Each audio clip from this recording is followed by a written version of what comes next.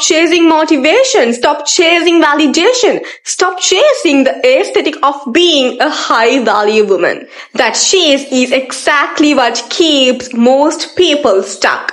This video is not about becoming impressive. It's about becoming unshakable, because the women who quietly win at life are not louder, prettier, richer, or more dramatic. They are emotionally disciplined, and that one trait changes everything. So simply, we live in a culture that rewards emotional chaos. So oversharing is called authenticity, reactivity called honesty, obsession is called passion, burnout is called ambition. None of these is accidental. Distracted, emotionally dysregulated person is easier to control, easier to sell to, and easier to keep average. The real flex is not glow-ups or labels. The real flex is calm self-control in a world addicted to noise. So the biggest misunderstanding about being high value is that people think it is an identity that you claim. It is not.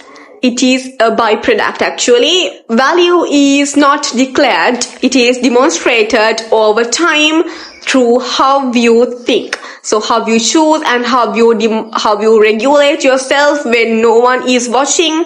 Emotionally disciplined women don't wake up asking who likes them or who chose them. They wake up asking what matters today and what deserves their energy. So here's the uncomfortable truth. Most people are not unhappy because of their circumstances. They are unhappy because they leak emotional energy everywhere into people who haven't earned access, into situations they can't control, they can't even handle, into narratives that keep them feeling so small, wronged, or behind.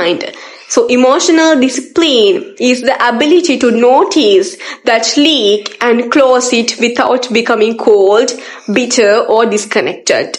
So let's talk about what emotionally undisciplined behavior actually looks like, because this is where growth actually starts. It's replaying conversations that are already over. It's checking your phone for messages that haven't even arrived. It's needing reassurance before trusting your own decisions.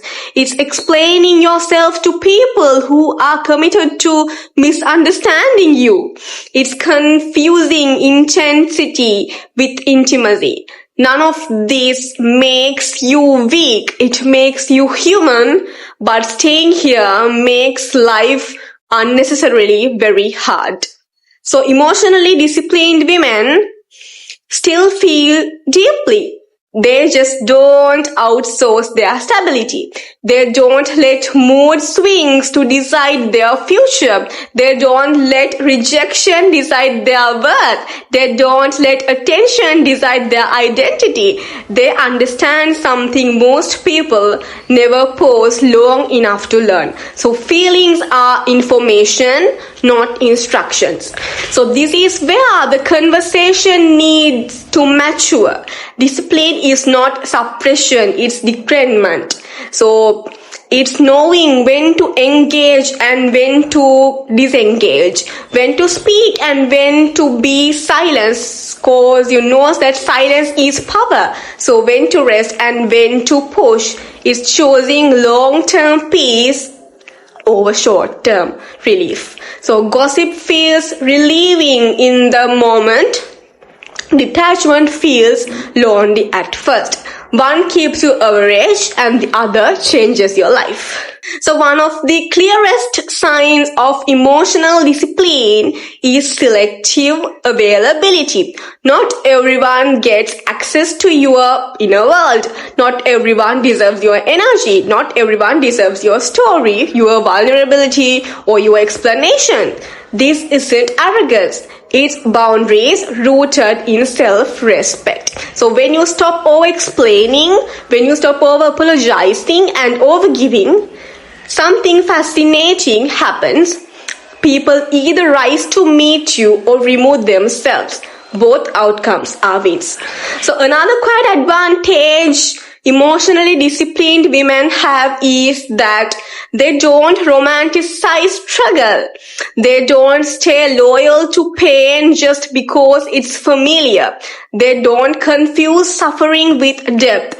Healing is not dramatic, it's repetitive, it's boring, it's choosing better even when chaos would be more entertaining. That's why so few people do it. So now let's talk about ambition. So because this gets twisted fast, emotionally disciplined women are not obsessed with hustle for validation. They work with intention, they rest without guilt, they don't attach their identity to productivity. So their confidence doesn't spike when they succeed or collapse when they fail. So they understand that self-worth must be stable before success arrives, or success will own them instead of the other way around. So relationships reveal emotional discipline faster than anything else. An undisciplined mind chases closeness to avoid loneliness. A disciplined mind chooses compatibility over chemistry. So emotionally disciplined women are not afraid of being alone, which is exactly why they don't tolerate disrespect. They don't threaten, manipulate, or test people. They observe, they communicate once, they watch behavior, then they decide. So this is where most people self-sabotage. They think detachment means not caring. It doesn't. Detachment means you care without clinging. Not you love without losing yourself. You allow people to show you who they are without trying to control the outcome. That level of self-trust is magnetic, not because it's calculated, but because it's rare.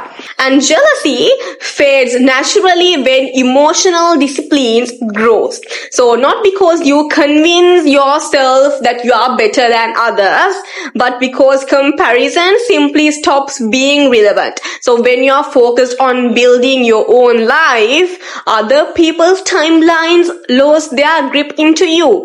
So someone else winning doesn't threaten you when you are no longer competing for validation.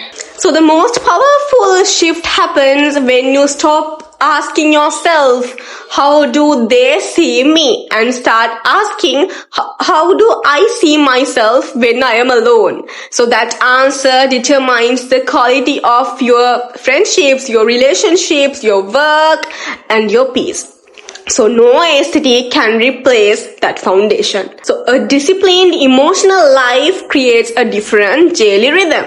You move slower but further, and you react less but choose better. You stop chasing intensity and start building consistency. Your nervous system calms down, your standards rise quickly, your life becomes less dramatic and more meaningful. So this isn't about becoming untouchable, it's about becoming rooted. Rooted people don't get blown over by every opinion, every rejection, every trend. They bend, they adapt, but they don't break. If you take one thing from this video, let it be this. You don't need to become more impressive, you need to become more internally stable. I repeat it again. You do not need to become more impressive.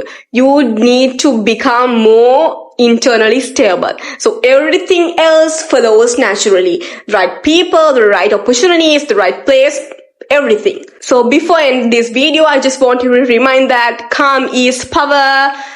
Discernment is attractive, self-trust is rare currency, and emotional discipline is the skill that turns potential into a life that actually feels good to live. So that is the real glow up. I hope you guys learned a lot from this video. So thanks for watching guys. Bye!